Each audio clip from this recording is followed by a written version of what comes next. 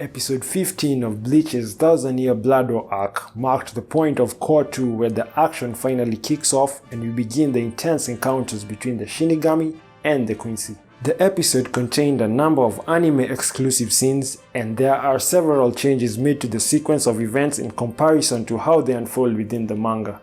It is in this episode that we get to see the start of the major battles between high-ranking Quincy and Shinigami.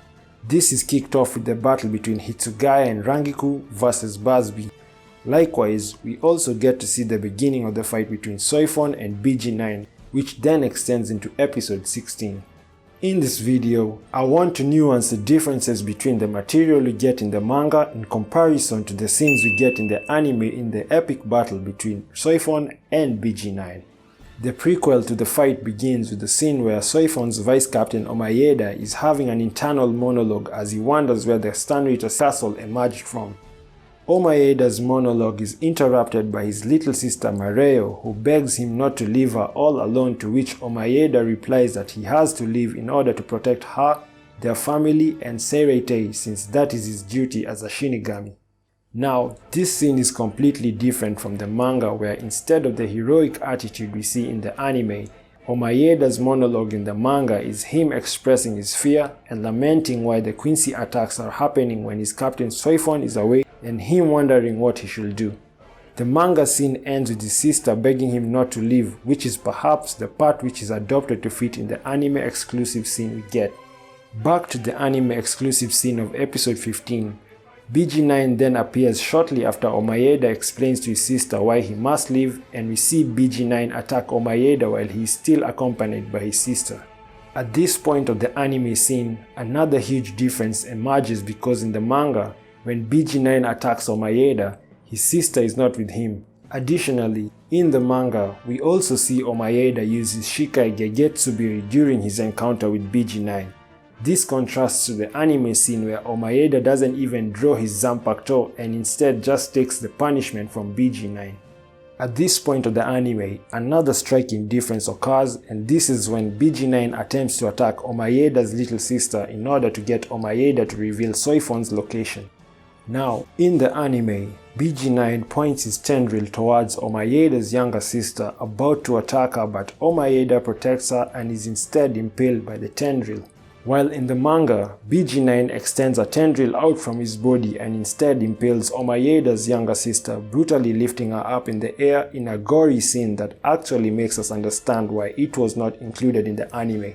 At the same time, the long dialogue BG9 gives in the manga where he says that he knows that Omaeda's other family members are also nearby, and if he refuses to answer him then he will kill all of them, is also left out in the anime scene.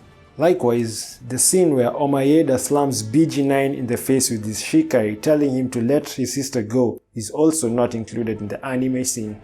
All these juicy parts are cut from the anime, and all that we get after BG9 stabs Omaeda is him revealing his minigun to attack Omaeda, and even this is not fleshed out differently because in the anime, BG9 reveals his Reishi minigun with his tendrils still impaling Omaeda, while in the manga, he reveals it with his deadly tendrils retracted. At this point in the anime, the plot between the anime and the manga converge and match each other in sequence as we see BG9 fire his Reishi minigun, whose bullets are then intercepted by Soifon, who appears with the perfected Shunko technique already activated. At this point of the anime, another important difference emerges as the long explanation that Soifon gives in the manga about how she perfected her Shunko is actually trimmed down in the anime. Similarly, another subtle difference that emerges is that in the manga, Soifon explains that she perfected her Shunko after her battle with Yoruichi and had been upgrading the technique ever since then, while in the anime, Kubo corrects this explanation by making Soifon reveal that she had not perfected the technique during her last battle with BG9. This correction makes perfect sense because if she had perfected her Shunko after her battle with Yoruichi, why was it only now during the final arc of the series that she displays it? It makes a lot more sense to say that her Shunko was not perfected during her first battle with BG9. Additionally, BG9 himself confirms this through his comment when he says that Soifon has managed to perfect the technique in a short time.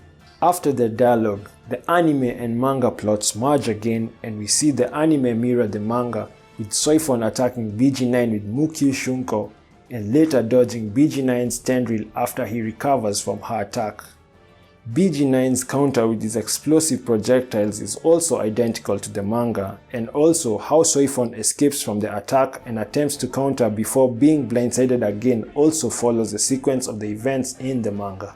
The fight continues in episode 16 of the anime, and the events of the anime once again mirror the scenes in the manga chapter 553, where we see BG9 attempting to analyze an unconscious Soifon before Omaeda grabs her and hands her a Shineyaku pill that restores her Bankai.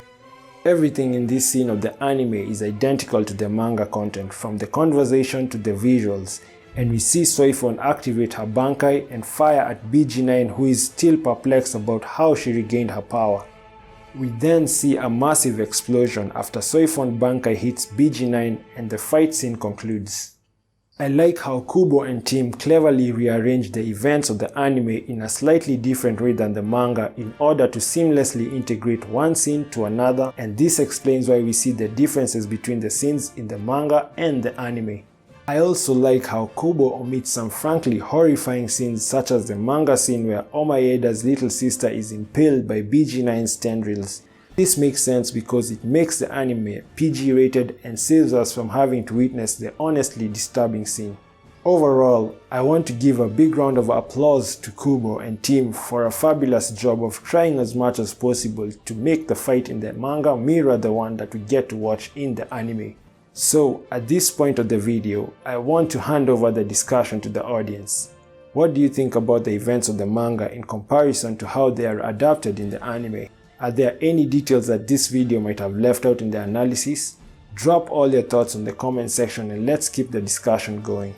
Remember, if you did like the video, subscribe, like and share so that this video can reach the millions of Bleach fans out there. Thanks for watching and I'll catch you on the next one.